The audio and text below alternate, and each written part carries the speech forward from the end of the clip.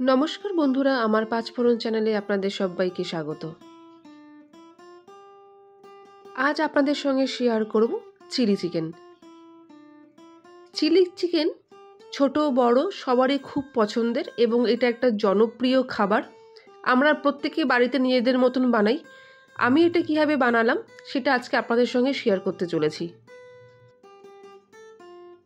चलुन देखे नेওয়া যাক आजकेर रेसिपि चिली चिकेन। আমি এখানে নিয়ে নিয়েছি 750 মতন চিকেন। এটা পুরোপুরি বোনলেস নয়, কিছুটা বোনও আছে কিছুটা সলিডও আছে, সব রকম মেশানো চিকেন আছে। আমি চিলি চিকেনের মতন করে বাড়িতে আমি কেটে নিয়েছি এবং ভালো করে ধুয়ে জল ঝরিয়ে নিয়েছি।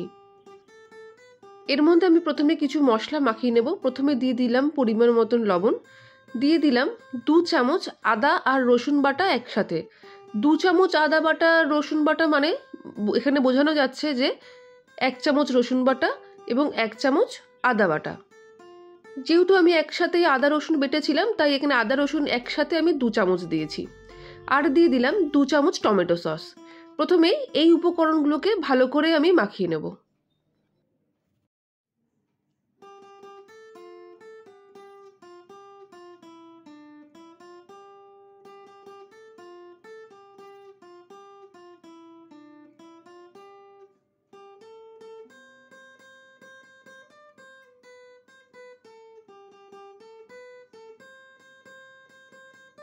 ভালো করে কিন্তু এই আদা রসুন বাটাটা মাখাতে হবে যাতে প্রত্যেকটা চিকেনের টুকরোর মধ্যে ভালো করে মেখে যায়, সেই দিকে কিন্তু লক্ষ্য রাখতে হবে।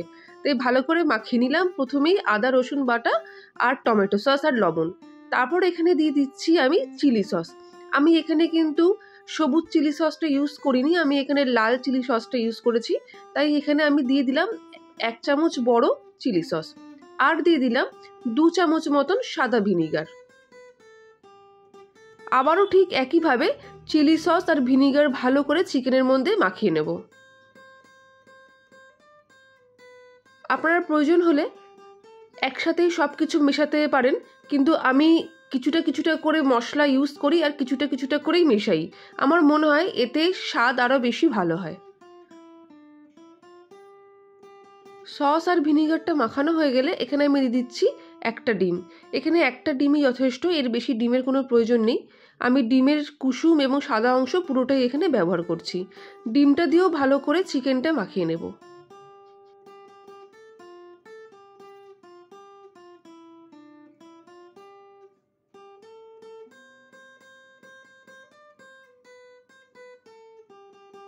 ডিমটা ভালো করে মাখানো হয়ে গেলে এখানে আমি দিচ্ছি কর্নফ্লাওয়ার। মোটামুটি 3 থেকে 3.5 চামচ মতন আমি কর্নফ্লাওয়ার ইউজ করছি। এর থেকে বেশি কর্নফ্লাওয়ার দেওয়ার কিন্তু একদমই প্রয়োজন নেই। আর দিয়ে দিচ্ছি 1/4 টিস্পুন খাবার সোডা। খাবার সোডা কিন্তু এর থেকে একদম বেশি দেবেন না, খাবার সোডা বেশি দিলে তেতো হয়ে যাওয়ার সম্ভাবনা থাকে। তার এই 3.5 চামচ আমি দিয়ে দিলাম কর্নফ্লাওয়ার আর দিয়ে দিলাম 1/4 টিস্পুন খাবার সোডা। এবার এগুলোকে খুব ভালোভাবে মাখিয়ে নিতে হবে চিকেনের সাথে।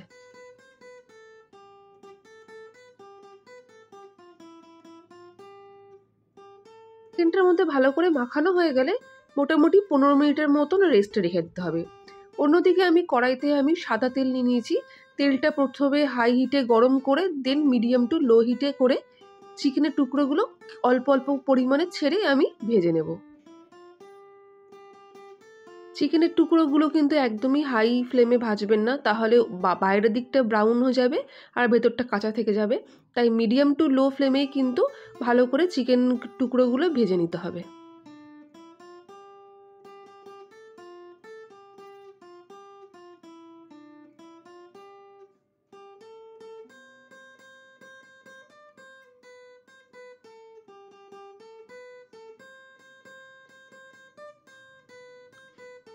বন্ধুরা, আমার রেসিপি তোমাদের কেমন লাগছে অবশ্যই জানিও। আমি ঘরোয়া থাকা উপকরণ দিয়ে বিভিন্ন রেসিপি দেখানো তোমাদের সঙ্গে চেষ্টা করি। কমেন্টে জানিও আমার রেসিপি তোমার কেমন লাগছে, এবং আমার রেসিপিগুলো ভালো করে দেখলেই বুঝতে পারবে চটজলদি কী করে বানিয়ে নেওয়া যায় ঘরোয়া উপকরণ দিয়ে। তার জন্যে কিন্তু পুরো ভিডিওটা দেখতে হবে স্কিপ না করে। আমার চিকেনগুলো দেখতেই পাচ্ছেন ব্রাউন হয়ে গেছে, বেশ ডার্ক ব্রাউন হয়ে সুন্দর ভাজা হয়ে গেছে। ভালো করে তেল ঝরিয়ে চিকেনের টুকরোগুলোকে আমি তুলে রাখছি।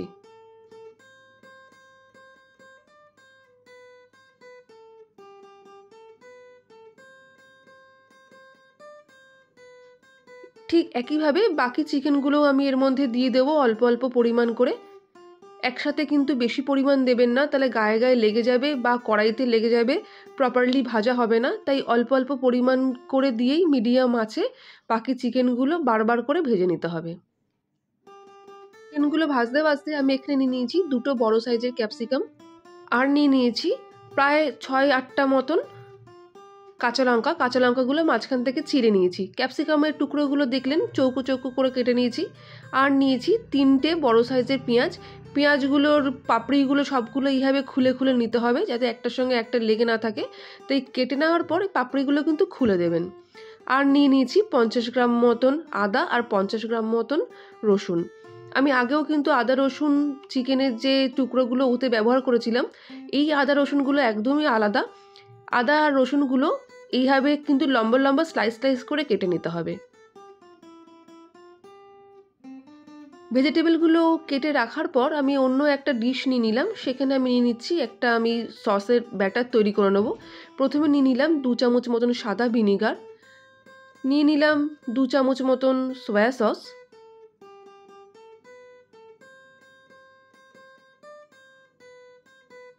নিয়ে নিলাম 2 চামচ লাল চিলি সস,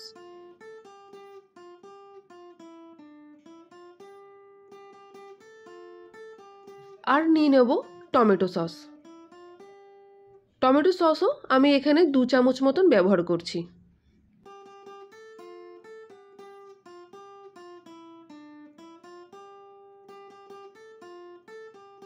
ভালো করে সস আর ভিনিগারটা ভালো করে গুলে নিতে হবে।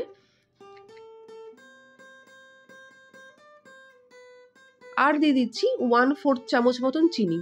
চিনিটা দিলে এর টেস্টটা খুব ভালো আসে। আর এর মধ্যে দিয়ে দেবো সসটা গোলার জন্য সামান্য পরিমাণে জল। জল সমেত চিনি দিয়ে সস আর ভিনিগার খুব ভালো করে গুলে আমি আলাদা করে রেখে দেবো।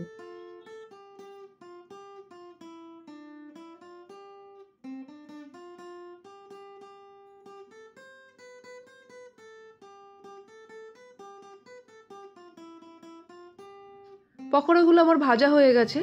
সেই তেলেই আমি প্রথমেই দিয়ে দিচ্ছি রসুন যে কুচি করে রেখেছিলাম আগে থেকে, সেই রসুন কুচিগুলো। রসুনগুলো মোটামুটি 1 মিনিট মতো মিডিয়াম টু লো আছে ভেজে নেব। সুন্দর যখন একটু গন্ধ বেরোবে তখন আমি রসুনের সঙ্গে দিয়ে দেব আদা কুচিগুলো।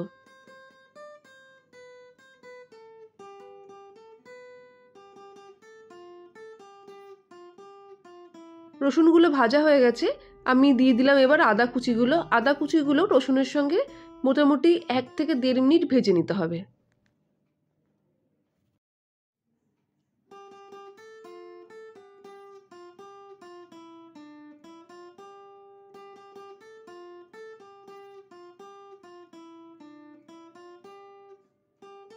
আদা রসুন কুচিগুলো ভাজা হয়ে গেলে আমি যে পেঁয়াজগুলো টুকরো টুকরো করে রেখেছিলাম, পুরো পেঁয়াজটা আমি এরপর এই তেলের মধ্যেই দিয়ে রসুন এবং আদা কুচির সঙ্গে মিডিয়াম ফ্লেমে ভেজে নেব।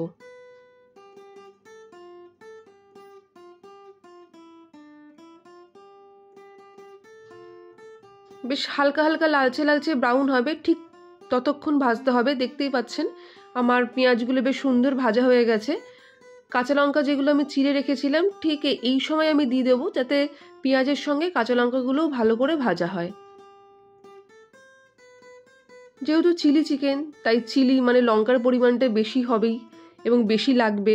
তবে আপনারা যদি বেশি ঝাল খেতে না পারেন তাহলে লঙ্কার পরিমাণটা কমিয়ে দিতে পারেন। কিন্তু আমি লঙ্কার পরিমাণ আমি যেটা দিয়েছি 750 চিকেনের জন্য এইটুকু লঙ্কা লাগবে। পেঁয়াজগুলো ভাজা হয়ে যাওয়ার পর বাকি যে ক্যাপসিকামগুলো আছে সেই ক্যাপসিকামগুলো দিয়ে দিতে হবে। এখানে একটা ছোট্ট কথা বলে রাখি, ক্যাপসিকামগুলো আপনারা কখনোই আগে ভাজবেন না। ক্যাপসিকাম আগে ভাজলে নরম হয়ে যায়, তখন খেতে একদমই ভালো লাগে না। কেন, ক্যাপসিকাম কিন্তু বেশি ভাজতে নেই, ক্যাপসিকাম অল্প ভেজেই রান্না করতে হয়।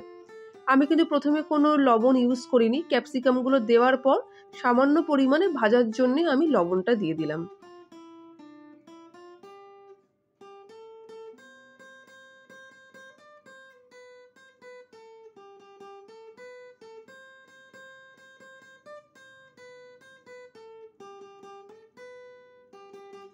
মিডিয়াম আছে খুব ভালো করে পেঁয়াজ, আদা, রসুন, লঙ্কাগুলো লালচে লালচে করে ভেজে নিতে হবে। ভাজার সময় খুব সুন্দর একটা গন্ধ ছেড়েছে, ক্যাপসিকাম, পেঁয়াজ, কাঁচা লঙ্কা সব কিছুর যে ভাজার একটা গন্ধ বেরোয় সেটা কিন্তু আরও সুন্দর লাগে যদি এটা আপনার মিডিয়াম আছে ভাজেন। হাই ফ্লেমে ভাজলে কিন্তু এত ভালো গন্ধটা আসে না এবং প্রপারলি কিন্তু ভাজা হয় না।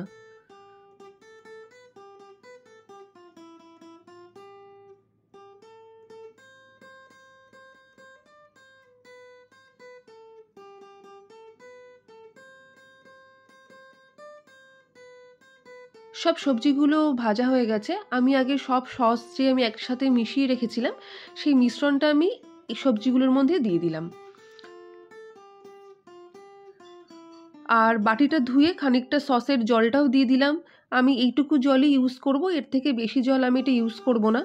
আর খুব বেশি ফোটানোরও দরকার নেই, কেন আমার সব কটা পেঁয়াজ, আদা, রসুন, ক্যাপসিকাম ভাজাই রয়েছে, তাই এইটুকু জলেই কিন্তু আমার হয়ে যাবে। হালকা ফুটে ওঠার জন্য অপেক্ষা করছি। এরপর আমি বানিয়ে নেব একটা কর্নফ্লাওয়ারের ব্যাটার। আমি এখানে নিয়েছি 2 চামচ মতন কর্নফ্লাওয়ার। এখানে পরিমাণ মতন জল দিয়ে ভালো করে কর্নফ্লাওয়ারটা আমি গুলে নেব।